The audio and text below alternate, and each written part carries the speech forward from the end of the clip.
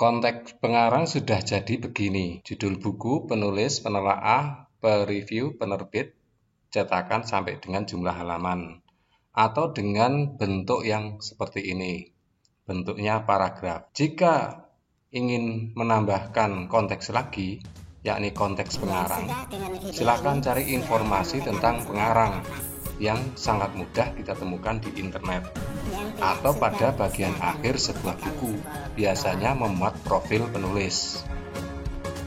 Bagi yang baru saja mampir di channel ini, silakan subscribe. Bagi yang belum, saya doakan semoga cepat subscribe. Terima kasih. Dah. Menyusun konteks dan deskripsi dari tanggapan untuk SMP kelas 9. Ini adalah data pengarang yang saya temukan di dalam buku tersebut. Data pengarang cari di buku tersebut menjadi modal untuk membuat konteks pengarang. Dari data pengarang ini, kita akan menemukan hal-hal yang inti dari pengarang tersebut, sehingga dapat kita temukan nama lengkap, bidang keahlian, riwayat pekerjaan profesi, kemudian riwayat pendidikan tinggi, dan tahun belajar. Berikutnya, nama pengarang kedua, yaitu Dr. Harsiati MPD, riwayat pekerjaan atau profesi dalam 10 tahun terakhir, riwayat pendidikan tinggi dan tahun belajar, kemudian sampai dengan judul buku dan tahun terbit 10 tahun terakhir. Dari data ini kita dapat memperoleh informasi sebagai berikut: nama lengkap dan seterusnya sampai dengan judul buku dan tahun terbit. Ini diambil dari data pengarang. Pengarang yang ketiga yaitu Dr. E. Kosasih MPD. Ini juga kita ambil informasinya tentang riwayat pekerjaan, riwayat pendidikan tinggi dan tahun belajar, kemudian judul buku dan tahun terbit 10 tahun terakhir. Dari sini kita akan mengambil beberapa informasi tentang pengarang tersebut. Nama lengkap Dr. E. Kosasih sampai dengan bidang keahlian, kemudian riwayat pekerjaan, riwayat pendidikan, kemudian judul buku dan tahun terbit dalam 10 tahun terakhir. Kemudian dari informasi tentang pengarang yang kita temukan ada 3. Kita dapat membuat paragraf sebagai berikut. Buku paket bahasa Indonesia ini ditulis oleh Dr. Agus Trianto MPD, Dr. Harsiati MPD, dan Dr. E. Kosasih MPD. Mereka adalah para pengajar atau dosen yang ahli dalam bidangnya. Dr. Agus Trianto MPD misalnya memiliki keahlian di bidang pendidikan bahasa Indonesia, bagian pengembangan kurikulum pengembangan bahan ajar, dan pernah berprofesi sebagai Ketua Program S2 Pendidikan Bahasa Indonesia FKIP UNIP tahun 2009 sampai dengan tahun 2012. Kemudian pengarang yang kedua, Dr. Harsiati MPD, ahli di bidang pembelajaran dan asesmen bahasa Indonesia, staf pengajar pada jurusan Pendidikan Bahasa dan Sastra Indonesia, Fakultas Bahasa dan Seni tahun 1987 sampai sekarang. Salah satu karyanya Panduan Pembelajaran Bahasa Indonesia untuk SMP MTS tahun 2007. Pengarang buku yang ketiga adalah Dr. E. Kosasih MPD. Bidang keahliannya dalam pengajaran bahasa, telaah kurikulum, dan penulisan buku teks. Dia dosen pada Departemen Pendidikan Bahasa Indonesia UPI Bandung dan merupakan penulis dan konsultan pada beberapa penerbitan. Salah satu karya yang terbit tahun 2008, Ensiklopedia Sastra Indonesia tahun 2008 yang diterbitkan oleh Nobel Edumedia. Dari 3 paragraf yang telah saya sampaikan pada masing-masing slide, kalau kita kumpulkan menjadi begini, ada 3 paragraf yang masing-masing paragraf tersebut berisi informasi tentang pengarang buku. Inilah yang disebut dengan konteks pengarang. Jadi, kalau kita gabungkan dengan informasi awal, yaitu dimulai dari konteks buku bahasa Indonesia untuk SMP merupakan buku siswa yang dipersiapkan pemerintah dalam rangka implementasi kurikulum 2013. Buku siswa ini disusun Agus Trianto, Harsiati, dan E. Kosasih dan ditelaah oleh Muhammad Rafi Tang, Dwi Purwanto, Hasanuddin WS, dan Bambang Kaswanti Purwo. Diterbitkan oleh Pusat Kurikulum dan Perbukuan Balitbang Kemendikbud cetakan kedua 2018, edisi revisi dengan jumlah halaman 178 halaman. Kita sudah membuat konteks buku dan karya sebanyak 4 paragraf. Jadi kita sudah lengkap sebenarnya untuk menulis atau menyusun konteks bagian teks tanggapan.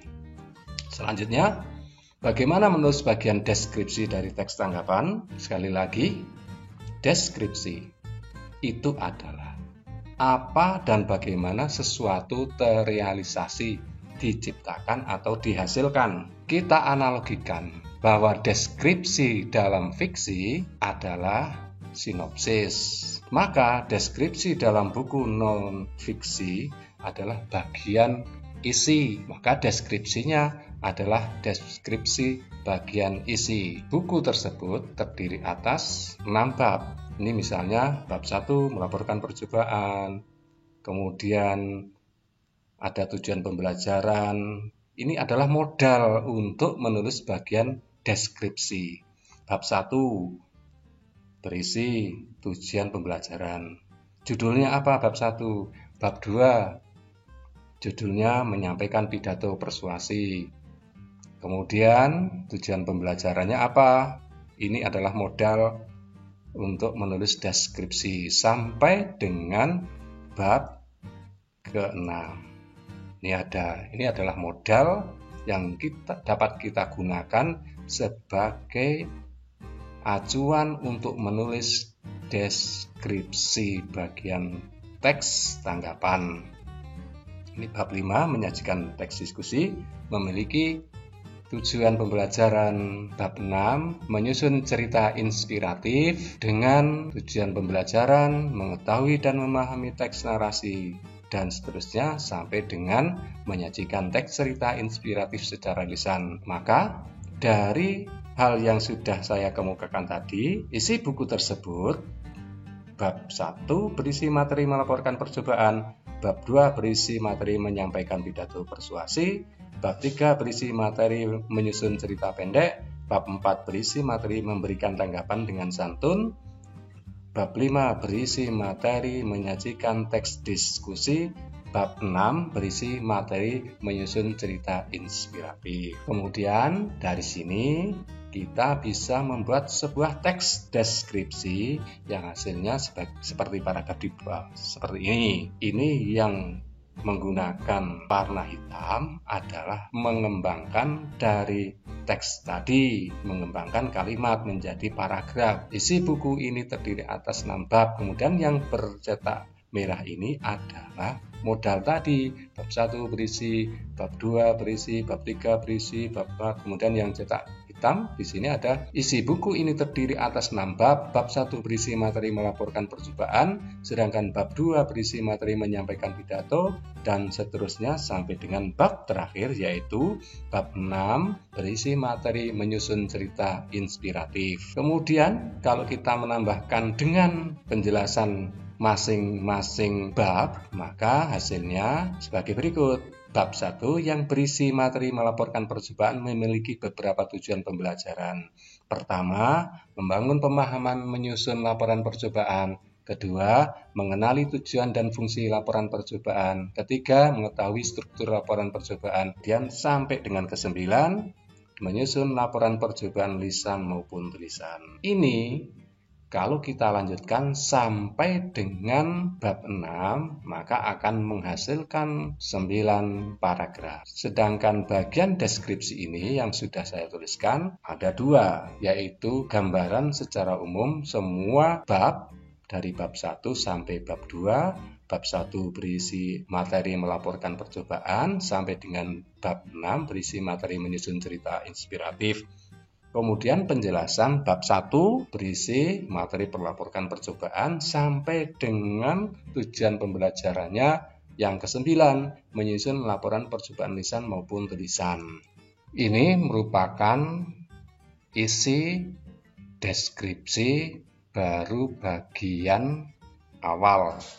Belum lagi kalau kita teruskan sampai dengan bab 6, maka akan terdiri atas 9 paragraf. Demikian yang dapat saya sampaikan tentang cara menulis deskripsi. Berikutnya mudah-mudahan bisa saya lanjutkan dengan cara menulis bagian penilaian. Assalamualaikum warahmatullahi wabarakatuh. Bagi yang baru saja mampir di channel ini, silakan subscribe. Bagi yang belum, saya doakan semoga cepat subscribe.